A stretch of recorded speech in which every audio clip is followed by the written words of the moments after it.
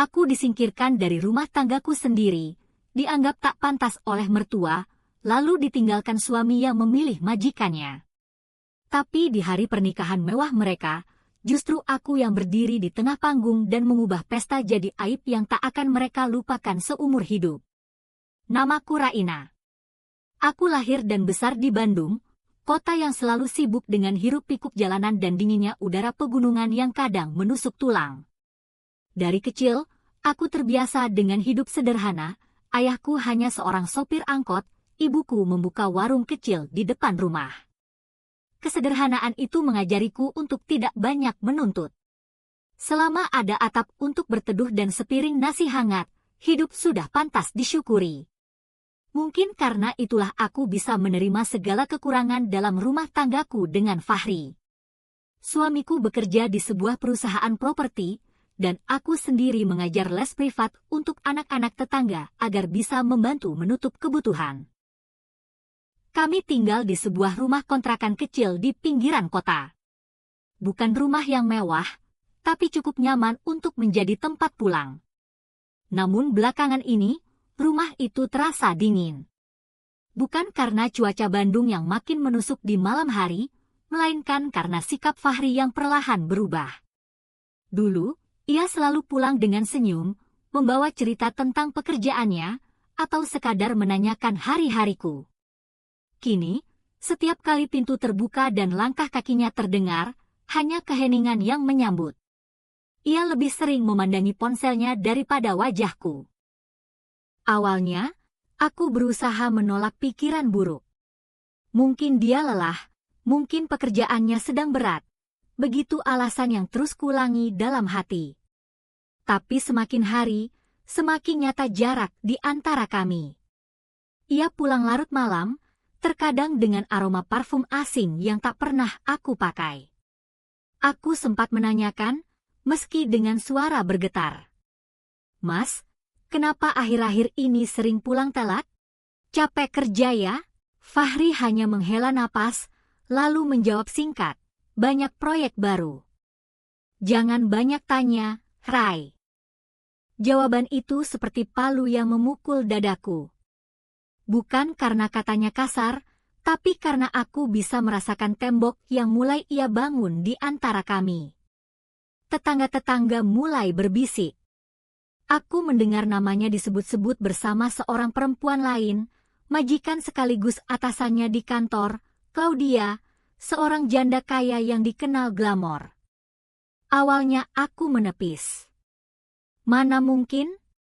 Aku percaya, sekalipun Fahri berubah, ia masih suamiku, lelaki yang dulu mengikat janji setia di hadapan Tuhan.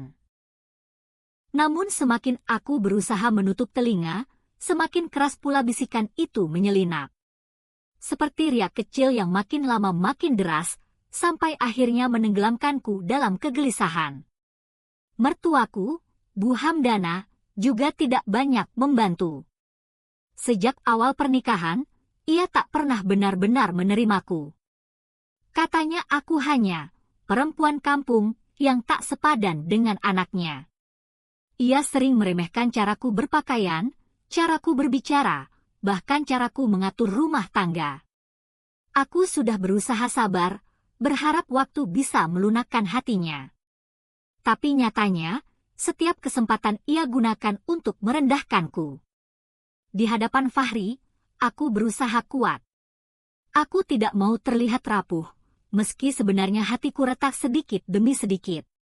Saat malam tiba dan aku sendirian di kamar, aku sering menatap langit-langit sambil bertanya pada diri sendiri, apakah aku masih berarti baginya?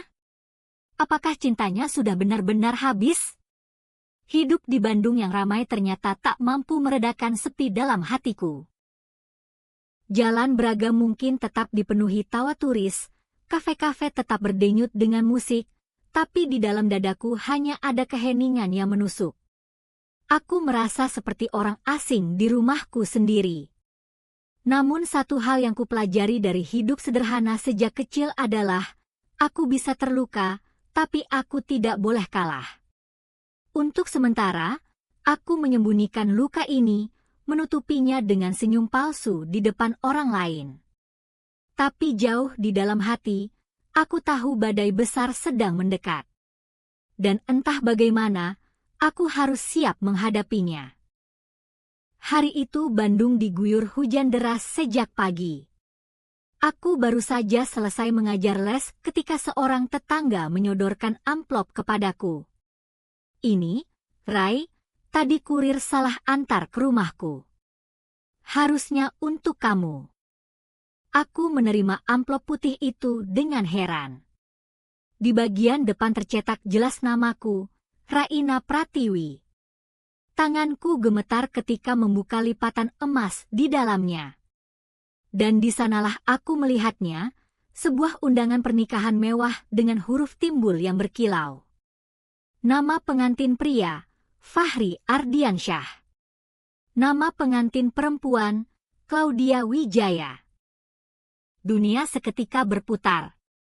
Huruf-huruf itu seakan menampar wajahku. Dadaku terasa sesak, seolah udara di sekitar menghilang. Kaki gemetar, mataku panas, tapi tubuhku membeku tak mampu bergerak. Aku membaca berulang kali, berharap ada kesalahan. Tapi tak ada. Alamat Hotel Bintang 5 tercantum jelas, lengkap dengan tanggal dan jam acara. Aku menjatuhkan undangan itu ke meja. Suaraku pecah ketika berbisik pada diri sendiri, jadi, selama ini bukan hanya gosip. Air mataku jatuh tanpa bisa kutahan. Semua kecurigaan, semua perubahan sikap Fahri, semua bisikan tetangga, ternyata benar adanya. Beberapa menit kemudian, aku mendapat pesan singkat dari nomor tak dikenal. Iseng buka undangan belum? Cantik banget Claudia nanti di pelaminan. Kamu nggak cocok sama Fahri. Aku tahu betul siapa yang mengirim. Kata-katanya penuh racun, ciri khas ibu mertuaku, Hamdana. Sejak awal pernikahan, dia tak pernah menyukaiku. Dan kini, aku mengerti alasannya kenapa ia selalu membicarakan Claudia di hadapanku, seolah-olah sedang membandingkan.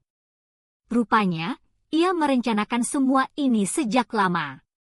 Aku teringat bagaimana wajah Hamdana selalu berseri ketika menyebut nama Claudia. Katanya, Claudia itu modern, kaya, terhormat. Kata-kata yang tidak pernah ia gunakan padaku. Seolah aku ini noda dalam hidup anaknya. Hatiku terasa remuk, tapi kemarahan mulai merambat. Aku merasa ditertawakan oleh dunia, oleh Fahri, oleh Hamdana, oleh semua orang yang sudah tahu tapi memilih diam. Bagaimana bisa seorang istri mengetahui rencana pernikahan suaminya sendiri lewat undangan mewah seperti ini? Malamnya, ketika Fahri pulang, aku menatapnya lama. Ia sibuk dengan ponselnya, bahkan tak menoleh padaku. Mas, suaraku bergetar. Ini apa? Kutunjukkan undangan itu di depannya. Fahri hanya terdiam beberapa detik, lalu menghela napas panjang. Kamu nggak perlu ribut, Rai. Semua ini demi kebaikan. Demi kebaikan siapa?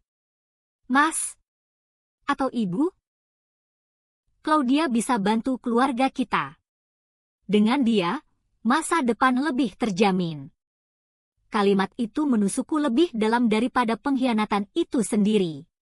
Jadi, aku hanyalah batu loncatan? Istri yang bisa dibuang ketika ada yang lebih kaya, lebih berkelas? Aku menangis, tapi kali ini bukan tangisan pasrah. Tangisan itu bercampur dengan api kemarahan. Fahri pergi tidur tanpa merasa bersalah, meninggalkanku di ruang tamu dengan undangan yang kini terasa seperti belati. Aku tahu hidupku akan berubah selamanya. Di balik kemewahan pesta yang sedang mereka siapkan, ada bayangan kelam yang mereka kira tak akan terlihat. Tapi aku, Raina, telah melihatnya. Dan entah bagaimana, aku berjanji pada diriku sendiri, aku tidak akan tinggal diam. Sejak undangan itu sampai ke tanganku, langkahku di gang kecil tempat kami tinggal terasa semakin berat. Bandung yang biasanya ramah kini seakan penuh mata yang menatap tajam. Setiap kali aku keluar rumah, ada saja bisik-bisik yang menyambar telingaku. Itu kan istrinya Fahri. Kasihan, ditinggal nikah lagi sama majikannya. Ya wajarlah, siapa yang bisa nolak Claudia? Cantik, kaya, gaun mahal tiap hari.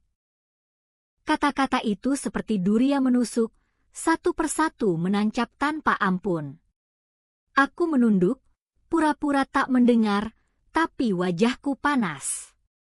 Seolah-olah seluruh dunia menegaskan, aku tak pernah cukup.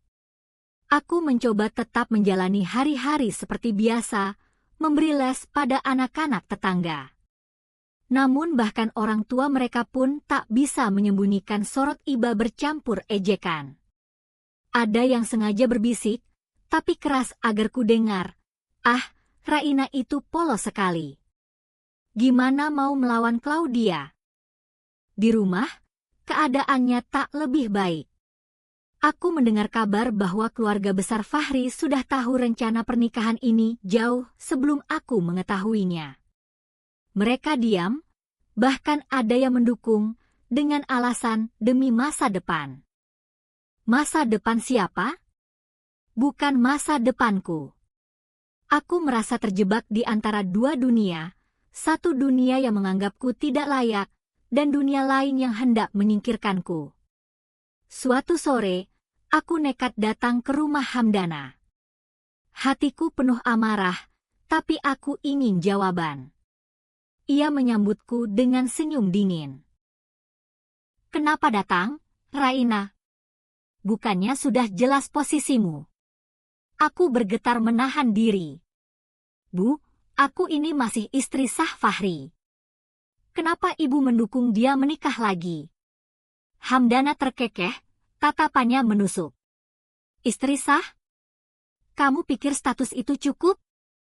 Kamu hanya perempuan kampung. Claudia bisa bawa Fahri ke tempat yang lebih tinggi. Kamu hanya akan menyeretnya turun. Setiap kata darinya seperti cambuk di wajahku. Ingin sekali aku berteriak, membantah, tapi lidahku keluh. Di dalam hatiku, luka itu semakin dalam, tapi justru dari sanalah muncul kekuatan yang tak pernah kurasakan sebelumnya. Aku pulang dengan mata bengkak, namun di balik air mata, ada sesuatu yang mulai menyala. Aku mulai sadar, mereka semua menganggapku lemah, tak berarti. Fahri, Hamdana, bahkan tetangga-tetangga. Mereka pikir aku akan diam, menangis di pojok kamar, lalu menghilang begitu saja dari hidup Fahri. Malam itu aku duduk lama di depan cermin, memandangi wajahku yang pucat. Rambutku kusut, mata sembab, tapi aku tetaplah Raina. Perempuan yang dulu bisa bertahan hidup dari kerasnya hidup di Bandung, perempuan yang bisa berdiri meski selalu diremehkan. Aku berbisik pada bayangan di cermin, seolah berjanji pada diriku sendiri. Kalau mereka pikir aku akan menyerah, mereka salah besar. Aku mungkin sederhana, tapi aku bukan perempuan yang bisa diinjak-injak. Akan tiba waktunya aku berdiri, bukan untuk memohon cinta Fahri, tapi untuk menunjukkan siapa sebenarnya yang lebih kuat. Dan sejak malam itu, ketakutanku berubah menjadi tekad. Tekad untuk tidak lagi membiarkan diriku diremehkan. Aku belum tahu bagaimana caranya. Aku belum tahu kapan. Tapi aku tahu, saat mereka menyiapkan hari besar mereka dengan penuh kebanggaan, aku juga sedang menyiapkan sesuatu. Sesuatu yang tak akan mereka lupakan seumur hidup. Hari itu akhirnya tiba. Pagi Bandung berbalut mendung, seolah langit pun menahan sesuatu yang berat. Aku duduk lama di depan rumah kontrakan, memandangi jalan basah sisa hujan semalam. Jantungku berdebar, bukan karena ragu, melainkan karena aku tahu ini bukan lagi sekadar hari pernikahan mereka. Ini adalah hari ujian untuk harga diriku. Aku mengenakan pakaian sederhana, gamis polos warna biru tua yang sudah sering kupakai untuk mengajar. Tak ada make up, tak ada perhiasan. Tapi aku sengaja membiarkan diriku tampil seperti ini, apa adanya, tanpa topeng, berbeda dengan gemerlap pesta mereka yang dibungkus kemewahan palsu. Dengan langkah mantap, aku menuju hotel bintang 5 yang namanya tertera jelas di undangan. Lobi megah itu penuh tamu bersetelan rapi, perempuan dengan gaun elegan, dan aroma parfum mahal yang menusuk hidung. Aku berjalan melewati mereka yang langsung menoleh dengan tatapan aneh. Mungkin mereka heran, apa yang dilakukan seorang perempuan sederhana seperti aku di sini. Lalu mataku tertuju pada pelaminan di tengah ruangan. Di sana, Fahri berdiri gagah dengan jas hitam. Senyumnya, senyum yang dulu selalu kutunggu saat ia pulang kerja, kini ia berikan pada Claudia yang berdiri anggun di sisinya, dengan gaun putih menjuntai indah. Dan di depan pelaminan, duduklah Hamdana, dengan wajah penuh kebanggaan. Matanya berbinar, seperti seorang ratu yang akhirnya berhasil menempatkan anaknya di singgasana yang menurutnya pantas. Aku maju beberapa langkah. Riuh suara tamu perlahan mereda. Bisikan mulai terdengar, itu kan istrinya Fahri. Suara-suara itu semakin keras, hingga ruangan mewah itu seolah dipenuhi dengungan yang menusuk telinga. Claudia menatapku dari pelaminan, wajahnya menegang sejenak sebelum tersenyum sinis. Fahri terkejut, tapi bukannya datang menyapaku, ia justru memalingkan wajah, pura-pura tak mengenaliku. Hamdana berdiri, melangkah cepat ke arahku. Raina, apa yang kau lakukan di sini? Kau tak punya hak ada di tempat ini? Suaranya menggema, membuat semua mata menatapku. Aku menatapnya balik, dengan tatapan yang kali ini tidak lagi gentar. Aku masih istri sah Fahri. Jadi jangan katakan aku tak punya hak. Suasana semakin riuh. Beberapa tamu mulai mengangkat ponsel, merekam kejadian yang tak terduga ini. Aku bisa merasakan seluruh ruangan menahan napas, menunggu apa yang akan kulakukan selanjutnya. Dan di saat itulah aku meraih ember besar yang sejak tadi kugenggam erat, tersembunyi di balik tubuhku. Ember berisi air got yang sengaja kusiapkan sejak pagi. Air keruh, berbau busuk, campuran dari selokan di dekat rumahku. Aku melangkah lebih dekat, suara-suara tamu makin gaduh. Fahri tampak panik, Claudia mundur setapak dengan wajah cemas, sementara Hamdana berusaha menghalangiku. Tapi aku mengangkat ember itu tinggi-tinggi. Suaraku bergetar, tapi lantang, memenuhi ruangan. Kalian kira aku akan diam? Kalian kira aku akan rela diinjak, diremehkan, dibuang begitu saja? Tidak. Hari ini, aku tunjukkan betapa kotornya pengkhianatan kalian. Dan tanpa ragu lagi, aku siramkan isi ember itu tepat ke arah Fahri dan Claudia di pelaminan. Air busuk itu tumpah, membasahi wajah mereka, mengotori gaun putih Claudia yang mewah, dan membuat make-up tebalnya luntur bercampur kotoran. Teriakan tamu menggema, beberapa orang menjerit, yang lain tertawa terkejut. Kamera ponsel berkilatan dari segala arah. Aku berdiri tegak, tubuh gemetar bukan karena takut, melainkan karena lega. Untuk pertama kalinya setelah sekian lama, aku merasa memegang kendali atas hidupku sendiri. Hari yang mereka tunggu, hari kebanggaan mereka, berubah menjadi hari yang akan mereka kenang sebagai aib. Dan itu semua karena aku, Raina, perempuan sederhana yang mereka remehkan. Jeritan Claudia masih terngiang di telingaku ketika air got itu menetes dari gaunnya yang mewah. Wajahnya yang semula cantik dengan riasan sempurna kini kacau balau, foundation luntur, maskara meleleh, dan aroma busuk menusuk ruangan. Fahri tak kalah kaget, jas hitamnya basah, rambutnya lengket, dan tatapannya penuh amarah bercampur malu. Ruangan yang tadi dipenuhi musik dan tawa mendadak berubah riuh. Ada yang teriak jijik, ada yang terbahak tak percaya, ada pula yang sibuk mengangkat ponsel untuk merekam. Kilatan kamera berdesakan, suara notifikasi ponsel berdenting seiring rekaman tersebar ke media sosial. Aku berdiri tegak, napasku terengah tapi mataku tajam menatap mereka. Beginilah wajah pengkhianatan, suaraku menggema, membuat hadirin terdiam sejenak. Claudia berusaha menahan tangis, tapi jeritannya pecah juga. Kau gila, Raina. Kau perempuan tidak tahu diri. Ia mencoba menutup wajah dengan kedua tangannya, tapi tetap saja tidak bisa menutupi bau menyengat yang menyebar. Fahri melangkah mendekat, rahangnya mengeras. Kau mempermalukan aku di depan semua orang. Aku menatapnya dengan senyum getir. Bukan aku yang mempermalukanmu, Fahri. Kau sendiri yang melakukannya, ketika memilih menghancurkan rumah tangga demi uang dan gengsi. Bisikan tamu mulai terdengar lebih jelas. Jadi benar, dia masih istri sah.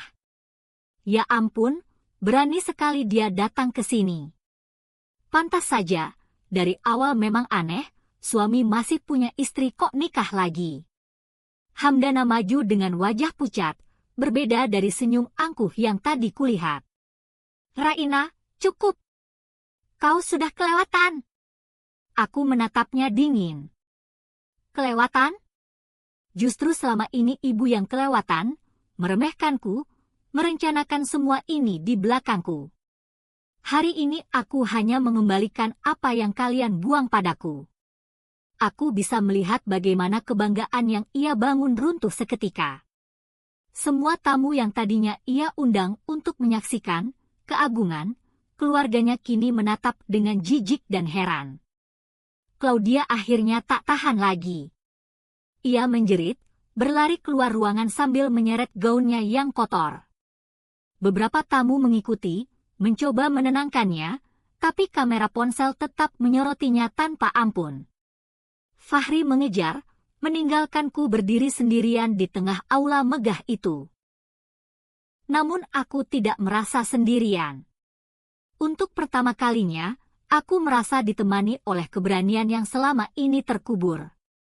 Beberapa detik kemudian, notifikasi berita mulai masuk ke layar besar di sudut ruangan yang terhubung ke media sosial. Video penyiraman itu sudah viral. Judul-judul sensasional muncul. Pernikahan mewah di Bandung berubah jadi aib.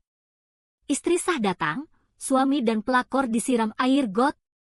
Aku menarik napas panjang. Rasanya seperti beban berat terlepas dari pundakku. Aku tidak menyesal, meski tatapan penuh cemooh dan keterkejutan masih mengarah padaku. Seseorang dari kerumunan berbisik lirih, cukup keras untuk kudengar, luar biasa.